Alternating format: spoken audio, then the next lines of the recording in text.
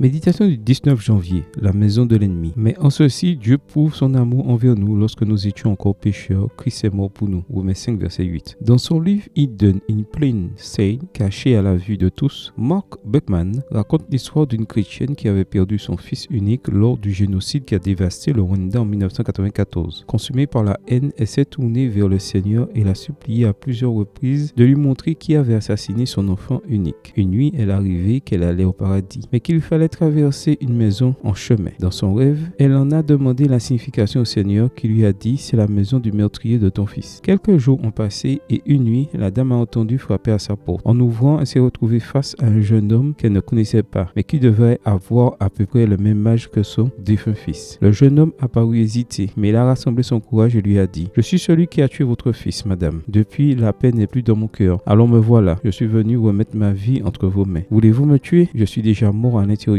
Voulez-vous me torturer? L'enfer lui-même hante mon esprit. Je ne sais pas quoi faire. Faites ce que vous voulez de moi. Que ferais-tu en telle situation? Parfois, demander quelque chose dans la prière n'est pas la même chose que le voir se réaliser sous nos yeux. Cette dame avait prié pour que ce jour vienne, mais elle ne savait à présent plus quoi faire. C'est alors qu'elle a réalisé que ce dont elle avait réellement besoin était d'un enfant. Aussi lui a-t-elle dit: je ne te demanderai qu'une chose. Viens vivre dans ma maison, mange la nourriture que j'aurais cuisinée pour mon fils, habille-toi avec les vêtements que j'aurais confectionnés pour lui, deviens le fils que j'ai perdu. L'amour que Dieu a manifesté sur la croix du Calvaire, cet amour qui nous a réconciliés avec lui, bien que nous fussions ses ennemis, est le même capable aujourd'hui de réconcilier les cœurs humains, même dans les situations les plus compliquées. C'est cet amour que nous devons cultiver chaque jour dans notre cœur, car nous ne savons pas quand nous devrons passer devant la maison de notre ennemi. Et si c'était aujourd'hui, aurais-tu le courage d'entrer et de lui pardonner? Amen. Bonne journée à toi, que le Seigneur te bénisse.